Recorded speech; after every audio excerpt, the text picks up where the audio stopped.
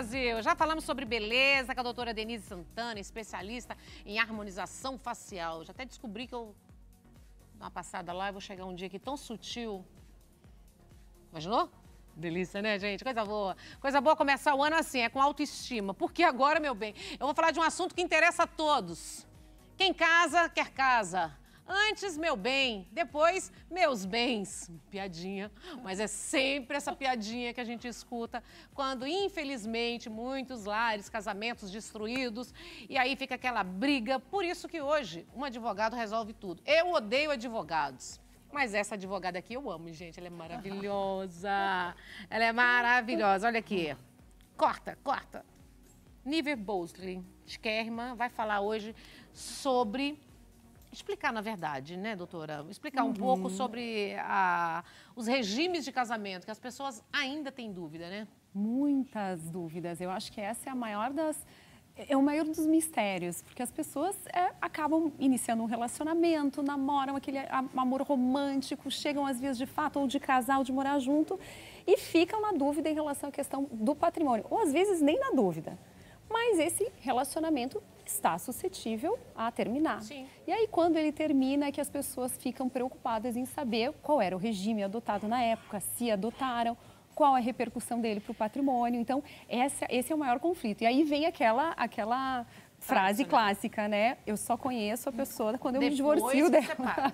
Exatamente. Então, isso eu estou habituada a escutar e vejo que as pessoas realmente se surpreendem com o seu parceiro na hora de discutir os bens. Por isso que é melhor situação é definir antes qual a comunhão. Quais os regimes hoje que tem no Brasil para as pessoas que estão planejando, que vão se casar? Então, hoje no Brasil existem 4 regimes de bens, né? Mas eu gosto muito de falar da comunhão parcial de bens. Por quê? Porque a comunhão parcial de bens é aquele regime que quando a pessoa não adota nenhum, ela se casa e não faz um pacto antinupcial prevendo um regime diferente, é o regime que vai ser adotado. Ou, por exemplo, quando existe uma união estável e a pessoa não declarou nenhum tipo de bem. Então, esse bem, ele funciona da seguinte maneira. Todos os bens adquiridos ao longo do relacionamento são partilháveis meio a meio. 50-50, né? 50-50. Seria fácil se a gente não trouxesse uma informação importante. Alguns bens que são adquiridos ou ganhados, vamos lá, através de doação, de herança, são incomunicáveis. E isso gera uma certa dúvida para a relação. Tá, e aí, incomunicável? Por exemplo, vamos falar num português bem claro para você que está em casa. Se tem dúvida, aproveita que o momento é esse, gente. Está com as melhores advogadas nesta área, então esclareça sua dúvida. O incomunicável, por exemplo, me casei com o José. Meu pai tinha me deixado uma casa. Eu casei e depois... 10 anos depois, separamos. O José não vai ter direito a essa casa, uma parte dessa casa. Não tem. E, Nani, assim, até o exemplo da casa é ótimo, tá? Porque a pessoa vai morar... Sim, vai ficar junto e depois quer reclamar. Móveis, faz aquela super reforma, acreditando que, na eventualidade... Claro que a pessoa não faz isso pensando, né, no divórcio. Sim. Mas aí acontece o divórcio, lembra, nossa, mas eu fiz uma reforma. A gente fez um puxado na casa. Eu aumentei a casa. Exato, né? Então... O patrimônio, aquele bem, ele é incomunicável, ou seja, não vai partilhar com o parceiro se o casamento estiver sendo regido pela comunhão parcial de bens, tá?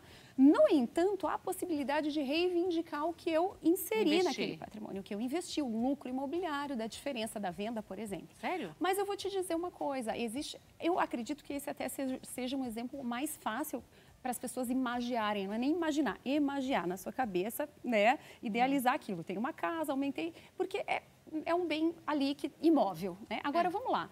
Você ganhou 10 mil reais, 20 mil reais, 100 mil reais, 1 milhão de reais de doação. E ao longo do relacionamento, esse bem foi se misturando com o patrimônio da família. Como fazer? Como eu vou evidenciar que esse bem foi doação? Foi registrado na declaração de imposto de renda dessa pessoa? Então, tem várias informações, quando a gente busca esclarecer esses contornos, que são extremamente importantes para o desfecho, né? E aí, claro, quando levo um caso para a justiça como esse, eu vou esperar um parecer de um juiz que não necessariamente vai ser tão minucioso, porque não há tempo suficiente, né, na justiça, em virtude da demanda dos casos, para entender a complexidade do caso em relação à família, porque é difícil, né, é muito complicado. Então, Hoje mesmo eu fiz um chamado, né? As pessoas começam a namorar, sempre pensando, meu Deus, eu não vou tocar nesse assunto, no caso de ser pedido em casamento, porque eu também não quero estragar minha relação. Mas deveria falar, né? Deveria. Porque é tudo um acordo, gente. Casamento é um acordo. A gente fala muito em proteção patrimonial. E aí eu escuto de muitas pessoas, não, mas eu nem tenho patrimônio suficiente para investir numa proteção patrimonial. Mas sabia que um contrato de namoro também é uma forma de proteção patrimonial? Tá fazendo contrato de namoro agora? Muito. Quanto tempo, então, namorando, tá? Eu namoro o Rodrigo. Quanto tempo que eu estiver namorando com ele que eu vou ter direito aos bens dele e vice-versa? Então, porque antes era 2 anos, aí disse que mudou. Na legislação... Antes era 5, depois mudou para 2 e agora? Não existe mais um prazo. O que vai definir se esse relacionamento é considerado equiparado a uma união estável são se ele é duradouro, se ele é público, se ele tem, se o casal, se os dois têm intenção de constituir família. Tá? Então, são alguns requisitos que eu preciso demonstrar nessa relação para dizer sim, é uma união estável. Então, não independe do tempo. Às vezes, a pessoa pode morar no mesmo local e os dois não querem essa relação. E aí? Né? Então, claro, o melhor seria firmar esse compromisso. Quando duas pessoas capazes firmam um compromisso dizendo, olha, a gente está namorando e eu não tenho intenção neste momento de constituir família. Mas no momento em que eu quiser constituir família, vai ser obrigação da gente formular um instrumento adequado para definir que regramento em relação ao patrimônio a gente vai adotar. Então, quando está morando junto... Não necessariamente independe se não tiver, por exemplo... Estão morando no mesmo teto. Que acontece muito isso. Muito. Aí acabou o namoro, acabou o relacionamento homem e mulher, mas você está no seu quarto, ele está no dele. E para a lei? Isso prevalece? Sim. É união estável? Não é união estável? Um pode provar, mas eu não estava dormindo com ela. Eu não estava dormindo com ele. E aí? Mas sabe, Nani, que isso é um fato a ser levantado numa situação, eu digo, particular. Por isso que no direito, às vezes, a gente responde para o cliente depende, né? Ele fica irritado, como depende? Depende do caso concreto, né? Porque se eu trouxer aqui uma decisão que se aplica a determinada família, pode não se aplicar a outra. Mas no caso da união estável, vamos lá, eu preciso identificar. Quando eu não registro essa união estável, ela era um namoro, as pessoas namoraram, foram morar juntos, engravidou, teve filho, viveu 20 anos nessa relação sem registrar nada. Comunhão parcial de bens, tudo que foi adquirido ao longo do relacionamento é dividido meio a meio, fora as obrigações em relação aos filhos. Qual foi o termo inicial? Busca lá nos registros, fotos, amigos e tal, termo inicial, porque antes desse termo não comunica. Então, o que eu tinha antes, em tese, não vai comunicar. Qual é o termo final? Nossa, busca lá a mensagem de texto. Foi no dia que eu disse, eu quis descobrir da traição ou que eu falei que eu não queria mais. Então, esse termo inicial e o termo final contam muito. E existem casais, por exemplo, que se separam, né? que dizem que não tem mais relacionamento conjugal, isso é definido, mas moram na mesma casa. Termo final é o dia que eles decidiram não ter mais um relacionamento conjugal. Mas mesmo morando no mesmo teto? Mesmo morando no mesmo teto. Mas isso teria que ser colocado, então, registrado. O ideal é firmar compromisso em relação a isso. Se não firmou? É as provas que eles produzem a partir das mensagens, da comunicação ou da revelação para amigos. Então, hoje, todos os meios de prova são admitidos, né? E aí vai caber ao juiz definir se essa é uma prova obtida de forma lícita ou ilícita.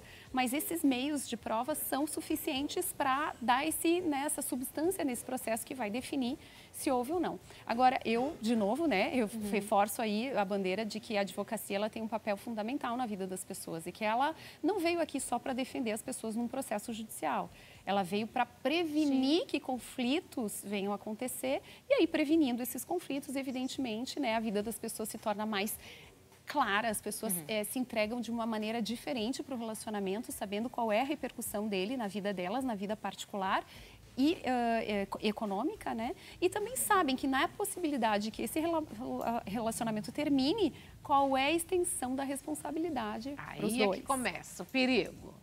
Sessão de perguntas para você, vamos lá? Lógico. Vamos lá, gente. Tem dúvida? 964-450532. Vamos lá? Tenho 41 anos, meu esposo 76. Casamos, separação de bens. Mas se ele vem a falecer, eu fico com a pensão dele ou não? A pergunta está um pouco confusa. Eu entendi, mas assim, eu quero saber quanto tempo vocês estão casados, ó. Tenho 41 anos, meu esposo 76. Primeiro que pela lei, hoje em dia, um homem a partir de 70 anos, você não tem direito a nada. Casa pela lei, pelo regime da separação pela obrigatória separação de bens. obrigatória, é lei, é proteção ao Estatuto do Idoso. Um homem a partir de 70 anos, não adianta você casar com uma pessoa com mais de 70 anos, que não, pela lei, pelo que eu saiba, não tem direito. Mas se ela quer saber se ela fica com a pensão dele ou não. Eu não sei se ela está se referindo pensão, é algo previdenciário. Morte. Ah, sim. Pensão não, se ele morrer, que ela está perguntando. Se ela é herdeira necessária dele, sim, ela é herdeira necessária. Agora, em relação à pensão, se ela tem um casamento constituído irregular e ela não precisa provar isso na justiça, evidentemente, sim. Ela não... Tu entende que eu não sei o que ela quis dizer em relação à pensão, né? Que geralmente é uma dúvida básica, assim. Se se a pessoa venha morrer, se eu tenho direito. Ela é herdeira necessária. Depende, se tem filhos também, depende se tá... Qual se ela é casada, se ela tá separada, não, né? Tá casada, né? Tá se ele casada, morrer. né? Eu acredito que ela esteja falando pensão por morte. E aí, nesse caso, vai depender, obviamente, da configuração desse relacionamento. Como que tá esse relacionamento? Depende de novo, né? Olha. Tudo depende. Oi, boa tarde. Eu gostaria de saber... Eu moro junto há 18 anos e eu não tenho nada documentado. Eu tenho direito? Obrigada. Com certeza, absolutamente. Em 18 anos de relacionamento evidente, público, notório, intuito de constituir família, com certeza ela vai ter bastante informação para consubstanciar que esse relacionamento é uma união estável. Certo. Tem mais perguntas, João Borges? Vamos lá, gente, vamos esquentar. Qual o melhor? Casamento é bom, mas a gente esclarecer as dúvidas é melhor ainda, né? Tenho 52 anos, comprei meu apartamento em 2009. Eu comecei um relacionamento estável em 2015. Se eu me separar, ela tem direito? Olha só a resposta. Se ela já quitou o apartamento, não. Se o apartamento for financiado, em tese não, porém as parcelas pagas ao longo do período do relacionamento podem ser objeto de... Mas ela já tinha comprado, tá vendo? Em 2009. Começou um relacionamento em 2015. E aí eu digo, Nani, é engraçado, né? Porque eu tô aqui pensando realmente em proteger patrimonialmente isso. Então, quando você me diz, comprou, depende, pagou integralmente em 2009. E se ela tá pagando, por exemplo, comprou em 2009, aí para 2015... Se o apartamento estiver quitado quando ela começou esse relacionamento... não tem direito. Não tem direito. Mas e se ela pagou, por exemplo, 50%? Ela pode proteger 50%? Não, o imóvel em si vai estar protegido. O que pode comunicar são as parcelas do financiamento, vamos lá, pagas ao longo do relacionamento. Se ele ajudar e se ele não ajudar? Não importa, porque quando a união estável, não importa de onde vem a renda. Olha isso. Comunica. É complicado, gente. Mas nada que um bom acordo não resolva. Você é especialista nesses acordos, amiga. Eu vivo com uma pessoa desde 2011. Ele é divorciado e eu ainda consto como casada. Não temos filhos em comum. Temos filhos no relacionamento anterior. Tem uma casa que eu comprei com avenida... Como é? É isso? Avenida de uma casa que... A vida de uma herança, provavelmente. É a vida, eu acho. Tá avenida aqui, mas é a vida. De uma casa que... Herança. Eu tenho 64 anos, ele tem 55. Caso eu venha a falecer, ele tem direito à minha casa e à minha pensão, eu sou aposentada. Então, em relação à pensão, aos bens recebidos por herança, sim. Mas quando eu sou, por exemplo, eu sou casada de fato, de direito, mas não de fato, me relacionei com outra pessoa. Da mesma maneira que uma pessoa de 70 anos é obrigada a casar com separação obrigatória de bens, a pessoa que não partilhou bens também, nem no relacionamento de união estável, pode comunicar os bens que não são dela, porque não foram divididos ainda. Então, é uma espécie de proteção que a lei dá de forma assim... tácita. Tranquila. De tácita, onde esses bens que não foram partilhados do relacionamento anterior, em tese, não poderiam comunicar com o novo relacionamento. Certo, maravilhosa. Vou te convidar para a gente para nossa mesa, encontrar os nossos amigos. Que maravilha. Enquanto isso, João Borges, imagem na tela, eu quero o nosso aplicativo. Tá aí, novo app RB Play, totalmente gratuito, meu amor. Você pode direcionar o seu telefone para aí, apertar e você já vai estar assistindo a gente em qualquer lugar. Olha que coisa simples, fácil, prático e rápido. RB Play, o novo app aqui da Rede Brasil de televisão. Adorei. Coisa boa, né? Tem mais perguntas, João? O povo quer saber. O povo quer saber se quer casar, se não quer casar, se o negócio tá complicado, hein? Eu acho que antes de namorar, hoje em dia, já precisa ter, antes do namorar, você precisa ter um advogado. Antes de arrumar um namorado. Tu sabe o que me perguntaram esses dias? Certo. João Borges, coloca pra mim, por favor. As redes sociais? Ah, sim, niver.concilia. É isso aí. Niver.concilia. Isso, podem me acessar, por favor. Me fala dessa parte sua de Então, de me conciliação. perguntaram esses dias, Nani, se, por exemplo, o casamento a união estável é equiparada ao casamento. E aí me disseram, os contratos de namoro, eles não têm uma eficiência jurídica. Então, eles são equiparados à união estável. Eu falei, então, peraí. Então, quem está namorando tem uma relação equiparada à união estável. E quem está em união estável está casado? Então, quem está namorando está casado? Complexo, não Complexo, né? Quem tá namorando, tá namorando. Quem tá casado, tá casado. Então, fiquem tranquilos, quem tá namorando, tá só namorando, viu? Mas deixa claro isso também, né? Esse negócio de namoro. E se o namorado ficar dormindo muito na sua casa? Vem conversar comigo. Namorido. Chefe, Valdemir Pérez, vamos divulgar essa rede social. Fiquem à vontade, se quiserem degustar. Vou comer uma manguinha aqui. Um brinde, né? Que maravilha. Dá um Insta aí, olha lá. Convida, chefe, pro Insta. Olha, @Takeshi Sushi House. Takeshi Sushi House. Esse é o nosso Instagram lá. Onde fica? No Campo Belo, na Conde de Porto Alegre, 1808, próximo ao aeroporto de Congonhas. Certo. Estamos ali Doutora do ladinho de Moema. Nós vamos lá fazer uma rejuvenescida, jogar um... Adorei. Jogar Um top model look. Insta da doutora João Borges. DRA Denise Santana. Estamos esperando vocês lá na Clínica Belly Harmony. Belly Harmony. Certo. E agora, por favor, quero que você fale também desse contrato que a gente faz antes. O prenup, né? Sim, que você é conciliadora. Exatamente. Bom, como eu falei, faz parte até de uma proteção patrimonial. Antes de casar, o ideal seria conversar sobre o patrimônio e como ele vai ser administrado por esse casal. Então, existe aí, antes do casamento, não estou nem falando do contrato de namoro, eu estou falando do pacto antinupcial, que é ele que vai garantir para o casal a eleição de um regime, por exemplo, de separação total.